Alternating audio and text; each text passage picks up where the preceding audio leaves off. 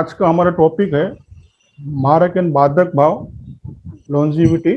ठीक है, इस टॉपिक पर जाने से पहले हमने जो पिछले क्लास में जो प्लानेट के बारे में बात की थी, प्लानेट एनालिसिस हम किस तरह से करते हैं 3 स्टेप में, वो थोड़ा सा मैं रिवीजन कर लेते हैं हम लोग, एक बार थोड़ा मेमोराइज कर लेते हैं। प्लानेट, नक्षत्र और सब लोड लेवल पे किस तरह से हमें एनालिसिस करना है किसी भी प्लानेट को। ठीक है, तो ग्रुप में से हमने ये चार्ट लिया हुआ है प्रदीप जी का, ठीक है, जो कंटिन्यू पहले ही था। तो हम देखेंगे कोई भी प्लानेट का रिजल्ट हमें देखना है कि वो प्लानेट हमें किस तरह का रिजल्ट देगा, तो हम उसे किस तरह से देखेंगे। ठीक है, मान लो हमारे पास कोई आता है चार्ट लेके, तो उनका हर तरह का प्रश्न होता है, मेरी शादी कब होगी, मेरे बच्चे कब होंगे, मैं फॉरेन कब जाऊंगा, मेरी जॉब कब लगेगी, प्रमोशन कब होगा। तो हमें वहां पे प्लानेट का रिजल्ट देखना होता है। प्लीज अपने आप को म्यूट रखिए।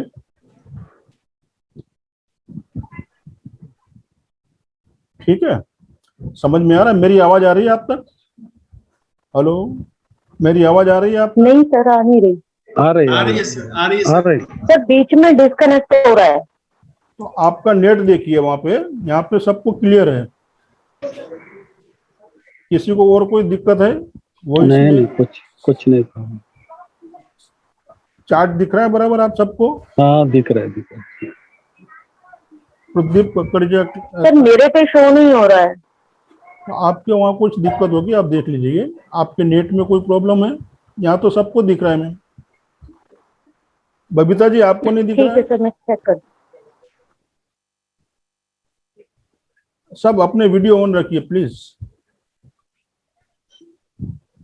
ताकि आंखों से आंखों में बात हो सके, कुछ एनर्जी जो है वो एक दूसरे की शिफ्ट हो सके, कुछ हमें आपसे और एक दूसरे से हम लोग लिंक हो सके। तो कृपया अपना वीडियो जो है ऑन रखिएगा और अपने आप को म्यूट रखिएगा। कोई क्वेश्चन है तो अनम्यूट करके हाथ ऊपर करके फिर आप पूछिएगा, ठीक है, ताकि दूसरों को दिक्कत ना हो।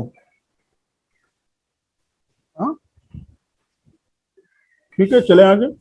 तो मैं आपसे ये कह रहा था, कोई भी प्लानेट को हमें एनालिसिस करना है तो किस तरह से करेंगे उसका थोड़ा मेमोराइज कर लेते हैं।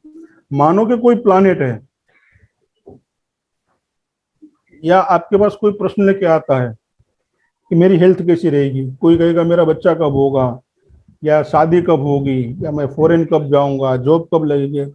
तरह तरह के प्रश्न होते हैं आपके पास, जो भी कुंडली लेके आए हैं।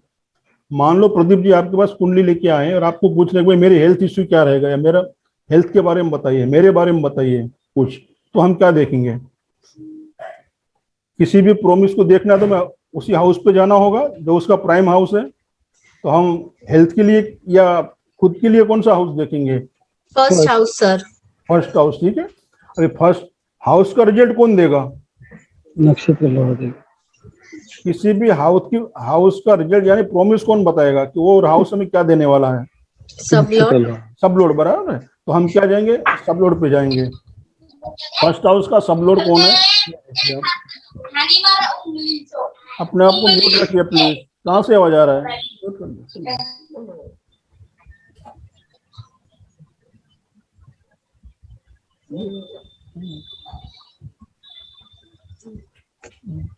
अभी देखिए, फर्स्ट हाउस है, फर्स्ट हाउस का सब लोड है जुपिटर, बराबर है।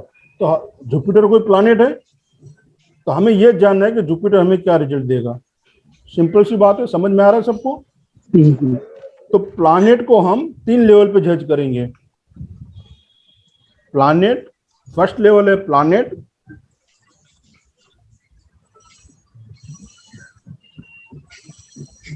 दूसरा लेवल है नक्षत्र, तीसरा लेवल है सब लोड। अब यह प्लैनेट कौन हो गया? जुपिटर।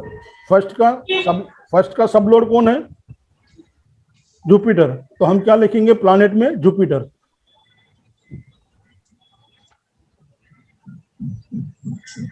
ठीक है, इतना समझ में आया? अभी हमें लेना है जुपिटर का नक्षत्र। तो हमें जाएंगे जुपिटर के नक्षत्र में। तो जुपिटर का नक्षत्र कौन है? मर्क्यूरी। बुध। मर्क्यूरी है, तो हम जी। लिखेंगे मर्क्यूरी।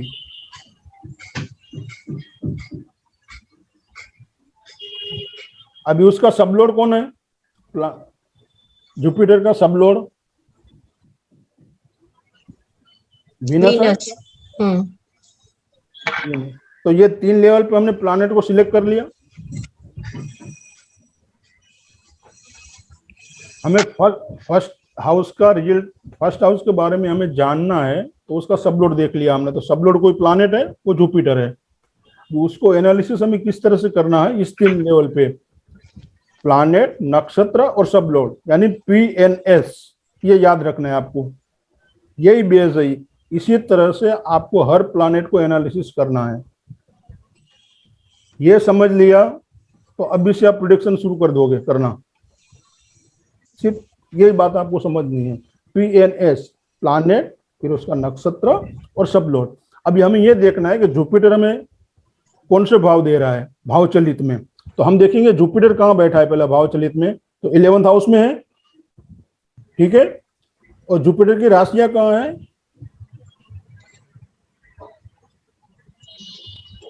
जुपिटर की राशि सर 9th हाउस में है बराबर है। और 12th हाउस में है। तो हम क्या लिखेंगे यहाँ? 9, 11, 12, ठीक है। हाँ।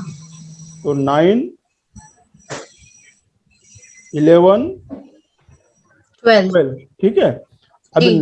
नक्षत्र लॉर्ड कौन है? मर्क्यूरी। तो मर्क्यूरी भाव चलित में कौन से भाव में बैठा है, हमें ये देखना है। मर्क्यूरी कौन से भाव में है?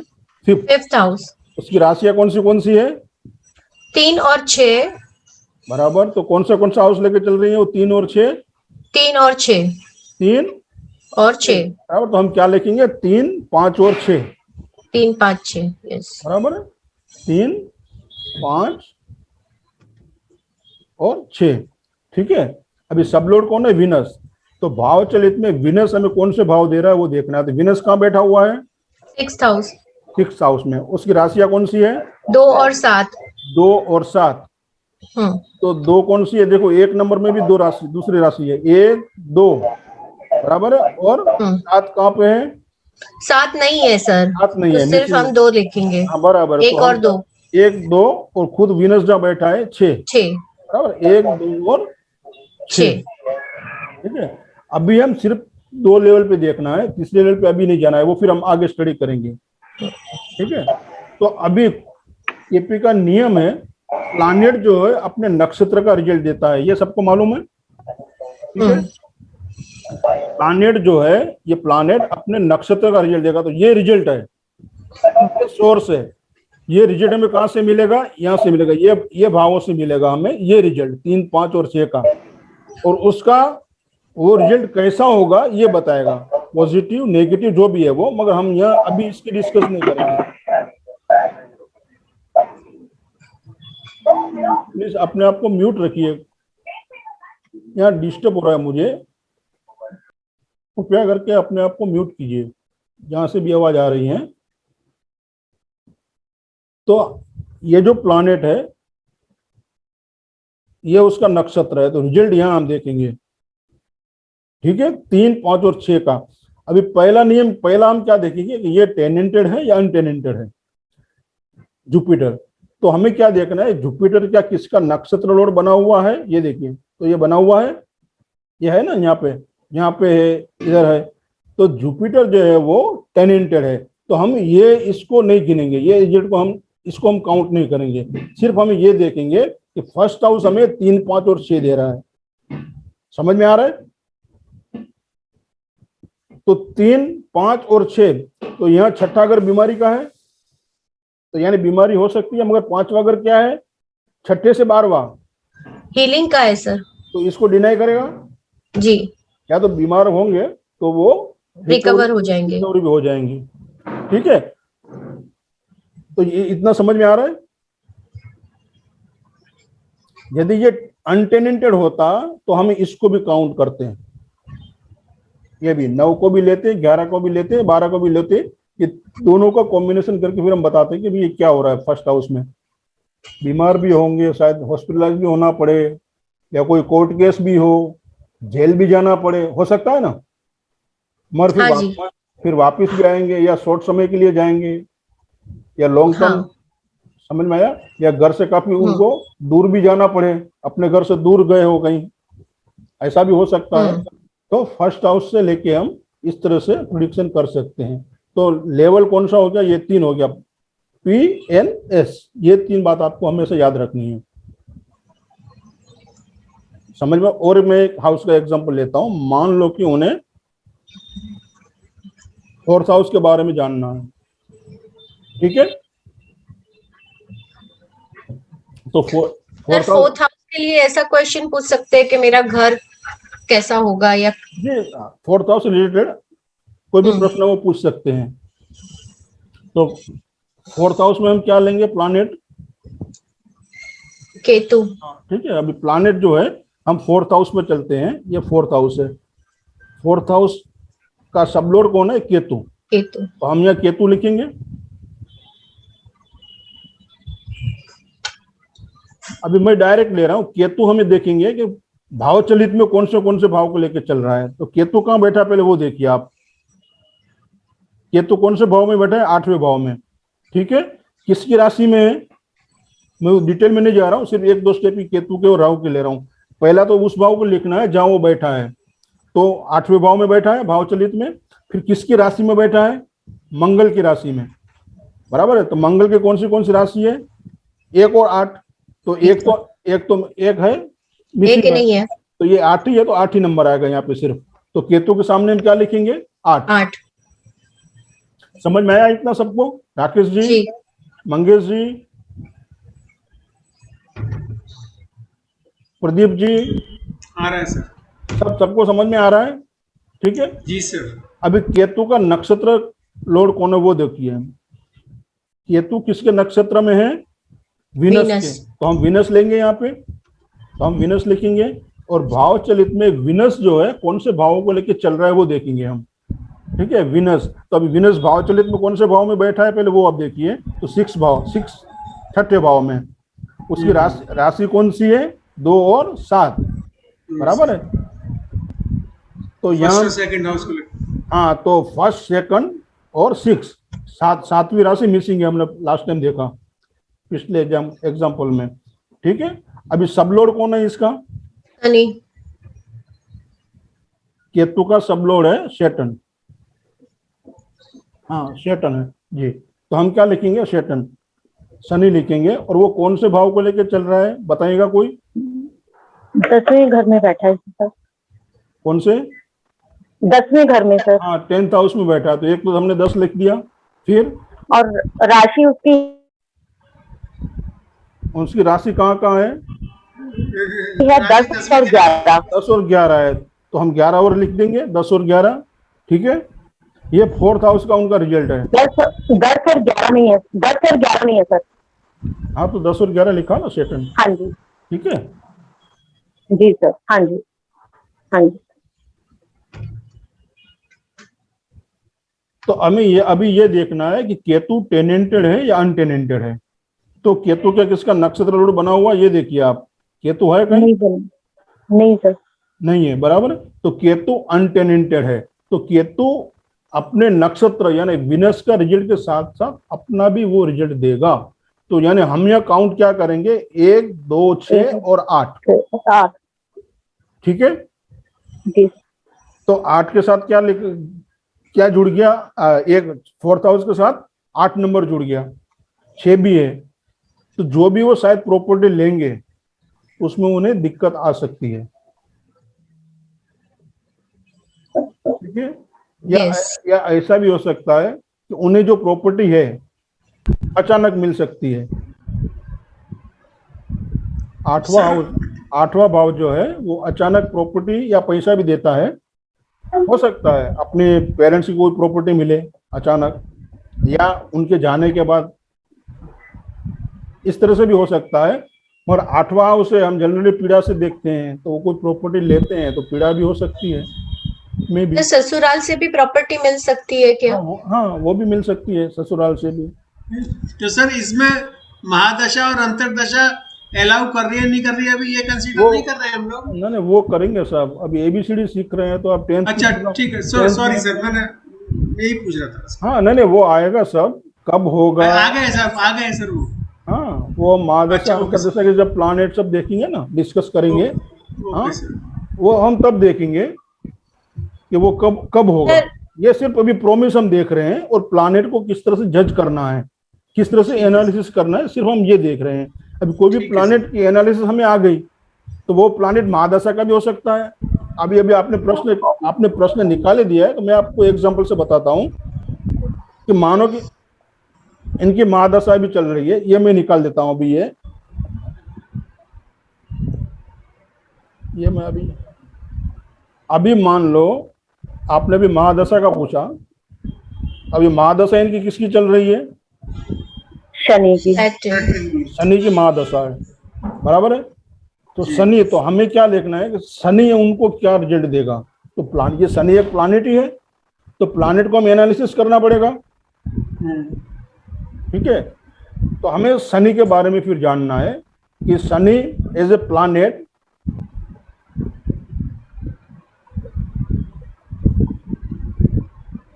यहाँ प्लानेट में हमने क्या लिखा कि शनि लिख दिया, ठीक है, क्योंकि वो महादशा का प्लानेट है वो। तो जब तक महादशा का प्लानेट शनि हो गया, तो अभी देखना है भाव चलित में शनि हमें कौन से रिजल्ट दे रहा है। तो हमने अभी देखा 10 और 11, ठीक है, 10 और 11। तो अभी शनि का नक्षत्र लॉर्ड कौन है वो हम देखेंगे। चंद्र। चंद्र है। हाँ, तो चंद्र हमें भाव चलित में कौन से फल दे रहा है, कौन से भाव को लेकर चल रहा है शनि, वो देखेंगे। शनि कहाँ बैठा है पहले ये देखिए आप। Fifth sorry house। मून बैठा है 5th हाउस में, Fifth house। हाउस में, और उसकी राशि और कहाँ उसकी है? राशि है चौथे हाउस में। उसी चौथे, चौथे घर में। 4 और 5 लिखेंगे, जी। ठीक है। Yes sir. और उनका सबलोड कहाँ है शनि का? सूर्य। सबलोड सूर्य है। सन। तो सूर्य हमें भाव चलित में देखना है कौन से भाव को लेकर चल रहा है। छठे भाव में। छठे भाव में और सूर्य 5, बैठा है, उसकी राशि कौन सी है? पांचवे भाव में। 5वें में। 5वें भाव। तो हम 5 और 6 लिखेंगे। जी। हाँ जी। इतना सबको समझ में आ गया किस तरह से हमने ये सब हाउसेस लिए हैं, प्लानेट लिए हाँ हैं। जी सर।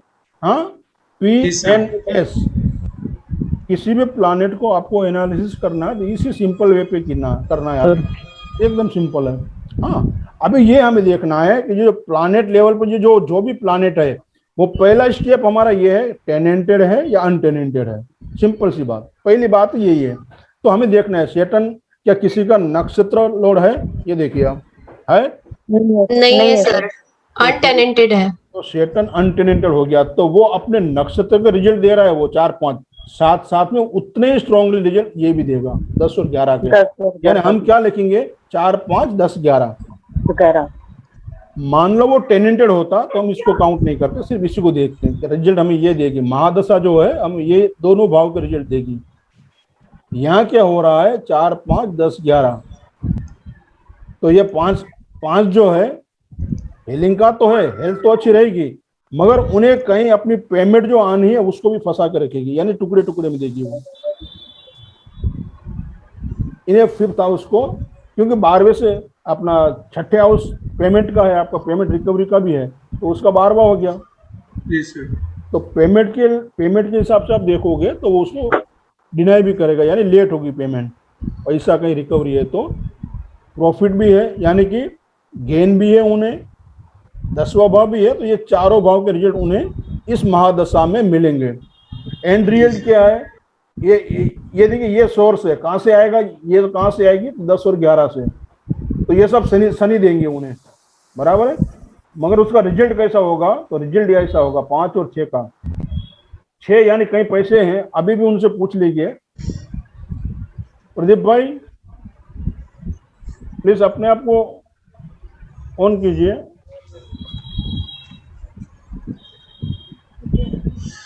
है प्रदीप भाई? है प्रदीप जी? है, ठीक है। तो उनका एंड रिजल्ट अभी यही है कि जैसा कि उनको कहीं से पेमेंट है, ये रिजल्ट है महादशा का 5 और 6 का। मान लो वो बीमार होते हैं तो हील भी हो जाएंगे, यानी रिकवरी भी होगी, ये हेल्थ के इश्यू से देख रहे हैं हम। पेमेंट की बात करेंगे तो उनको पेमेंट जो है कहीं से भी आना है, वो या तो लेट होगी या टुकड़े टुकड़े में आएगी या आधी आएगी, हो सकता है कहीं उन्होंने लाख रुपए का काम किया हो, 10,000 20,000 25,000 इस तरह से छोटे छोटे पार्ट में वो पेमेंट आएगी, या आधी आएगी, ऐसा भी हो सकता है। इस तरह से आप महादशा को जज कर सकते हो। राकेश जी समझ में आया? हाँ सर, समझ में आ रहा है सर।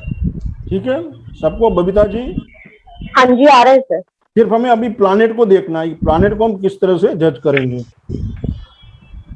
ठीक है, और कोई सर एक अपना? क्वेश्चन था, जी जो हमने इसके प्लैनेट की दशा अंतरदशा के पहले उनका ओरिजिनल जो देखा था हमने, उसके अंदर उनके 8 नंबर आ रहा था। तो 8 नंबर का रिजल्ट क्या हम कहीं पे स्मशान या जैसे ऐसी कोई लैंड के नजदीक उनका घर हो, वैसा प्रिडिक्ट कर सकते हैं ड्यू टू 8 नंबर स्पेसिफिकली? मैं समझा नहीं, आपको क्वेश्चन नहीं समझा। ये महादशा को भूल जाइए आप, मैंने आपको प्लानेट दिखाने के लिए बताया था। महादशा नहीं ले रही हूँ, जो ओरिजिनल हमने कॉन्सेप्ट उठाया था 4th हाउस वाला, जी जी तो उसके अंदर उनके 8 नंबर हो रहा था, 8 नंबर अपना रिजल्ट दे रहा था। तो 8 नंबर जैसे हमने लिया कि अचानक उनको घर मिल जाएगा, अचानक मिलेगा, ससुराल का भी घर मिल सकता है, वो सब हम देख रहे थे। तो क्या 8 नंबर को कहीं ना कहीं हम शमशान भूमि से भी रिलेट कर सकते हैं? नहीं, मुझे नहीं लगता कि यहाँ उसके बाजू में ऐसा कुछ होगा या नहीं है।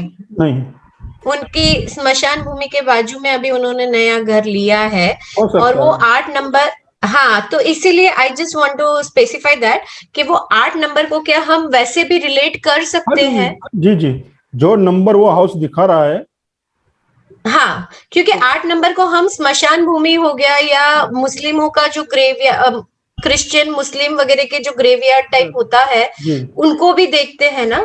जी हो सकता है उसके नजदीक में भी हो, हाँ, या उसी भूमि पे बना हो, ऐसा भी हो सकता है। उससे कनेक्टेड है ऐसा, क्योंकि ये अभी आई नो हिम, तो आइडिया है मुझे उनका घर वैसे नजदीक में है। हाँ हो सकता है, कनेक्टेड है। और वो जब 8 नंबर दिखा ना, तो I just want to clear that कि ऐसा कहीं होता है तो हम ये भी प्रिडिक्ट कर सकते हैं।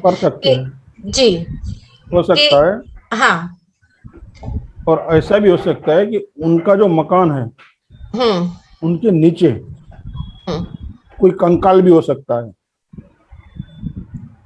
पॉसिबल है, हो सकता है, वो तो अभी नहीं बोल सकते, पर नहीं हो सकता है। तो आप प्रिडिक्ट, वो भी ये कब होता है, जब आप किसी के घर में गए हो, उसे काफी दिक्कत है, तो आप इस तरह से प्रिडिक्ट भी कर सकते हो, ऐसा कुछ भी वहां हो सकता है। ओके, ठीक है सर। कंकाल बोलेगा तो कंकाल, सर कंकाल बोले नीचे तो कुछ भी दफन हो, जमीन जब भी बनी है तभी नीचे अंदर कुछ इंसानों का या किसी जानवरों का दफन हो, किसका शल्य हो, एंटिटी हो, ऐसा। हाँ एंटिटी, यस यस यस। ऐसा भी हो सकता है। शमशान के बाजू में घर भी हो सकता है, या शमशान की भूमि पे पहले शमशान रहा हो, अब ना हो, मगर उस भूमि पे वो सोसाइटी बन गई या फ्लैट लिया, समझो, तो वो सोसाइटी उस समय पहले तो गांव से बाहर ही होगा ना वो जगह, कहीं आज इतना डेवलप हो रहा है, तो कहीं ना कहीं इस तरह से आप प्रिडिक्ट कर सकते हो। क्योंकि कोई भी हाउस जो है उसके हजारों एट्रीब्यूट है, कहीं भी हम कुछ भी वो ले सकते हैं, मगर हमारे पास जो सिचुएशन है उसके अकॉर्डिंग हम लेंगे उसे।